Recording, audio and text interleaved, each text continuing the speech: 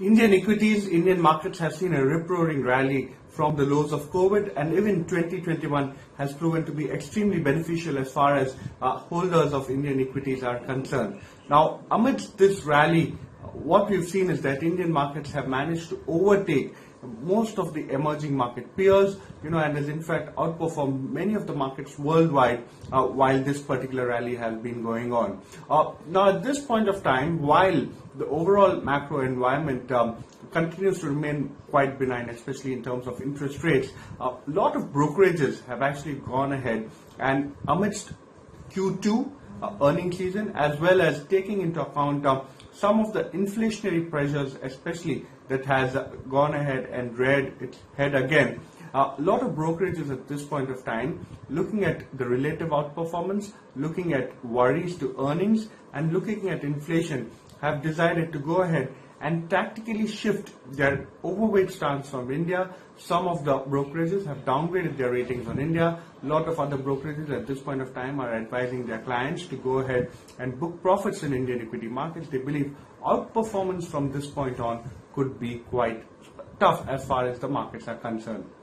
However, despite that, when you're talking about the entire brokerage route, they continue to remain long-term constructive and long-term positive on the Indian equity market amid so many sweeping changes that we've seen. Now, Macquarie is the latest to join the entire group of brokerages that have downgraded or have reduced their weightage as far as their Indian equity basket is concerned. They believe long-term backdrop for Indian equity market is quite constructive. They see earnings downgrade risk, and they also, at this point of time, continue to maintain that valuations are very stretched. The stretched valuations, extremely high valuations relative to its own history and relative to other emerging markets too, is making Indian markets quite unattractive, at least in the near term. Our consensus at this point of time is building in an aggressive earnings recovery for India. India is trading at a premium to the emerging markets at least 3 standard deviations. Now, what they're saying is that the ongoing very strong inflation trends that we're seeing is a risk as far as the entire India recovery is concerned. And consensus at this point of time is still assuming an aggregate 300 basis points margin expansion going into FY23, which looks quite tough. They believe earnings downgrades is expected to work through in the coming quarters, and the tactical guru Viktor Shvets expects India, however, to continue to outperform both Asia, ex-Japan, as well as emerging market equities. Which are the stocks they believe should be relative underweights in the portfolio?